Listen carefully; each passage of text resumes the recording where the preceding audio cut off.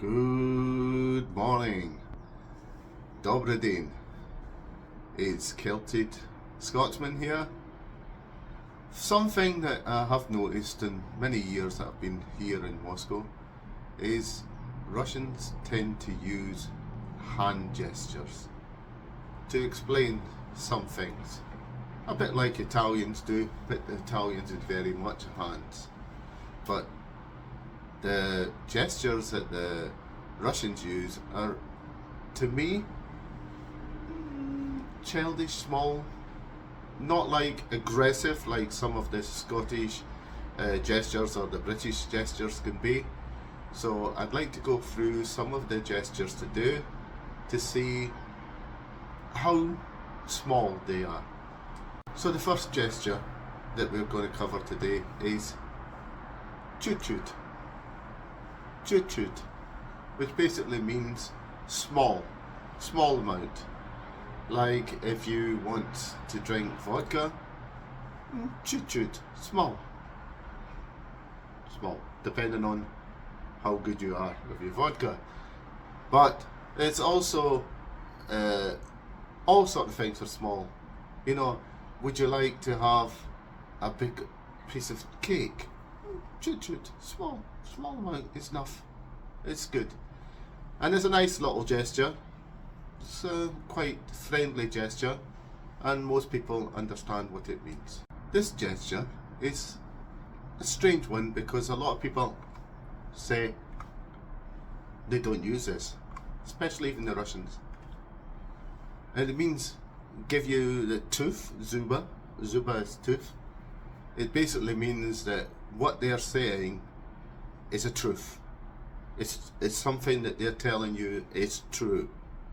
It also means that if someone tells you something and it's a secret, they'll go, okay, it's a secret, I won't tell anybody.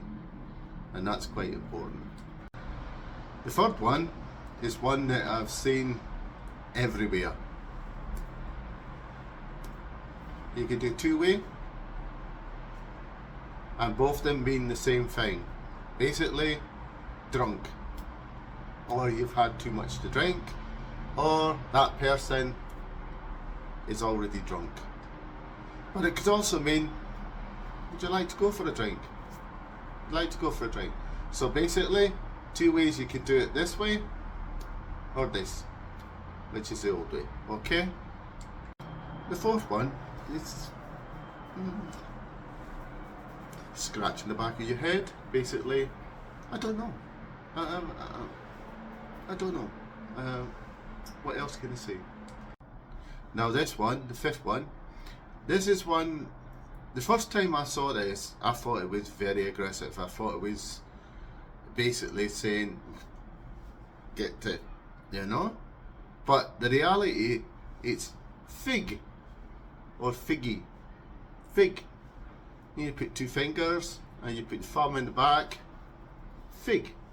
Basically it means, so fig basically means that you're not going to get what you want. For example, would you like to, I want to lick your ice cream. Fig tibia. No, not going to happen. I'd like to take you out. Nah, fig tibia. No, don't want to do it. Look at you. Okay, so it's important. I thought, as I said, was it very aggressive the first time, and when I spoke to my family, it said no, it's not as aggressive as that. This next one is one basically from children. Children tend to do it. You take one pinky like this, you take one pinky like this, and that's two people would, each person would hold one of these pinkies. And basically it means, okay, stop arguing, I want peace, I want to be friends again. And so that's what they say. And so what the children say is Meris,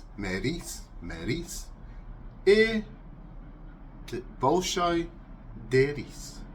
Basically, we don't want to argue anymore, we want to be friends again. and it's very much a thing that children do in the playgrounds when they've had an argument. Well, we have things in Britain that we use that we don't want to jinx someone, jinx something, so you will knock on wood, things like this. The Russians have a thing that they spit over the left shoulder, and then they knock on wood 3 times. And again, it's for the same thing as what we do. It's so we don't jinx things. Now the next 3 are ones that we do actually use in Britain anyway. Shush.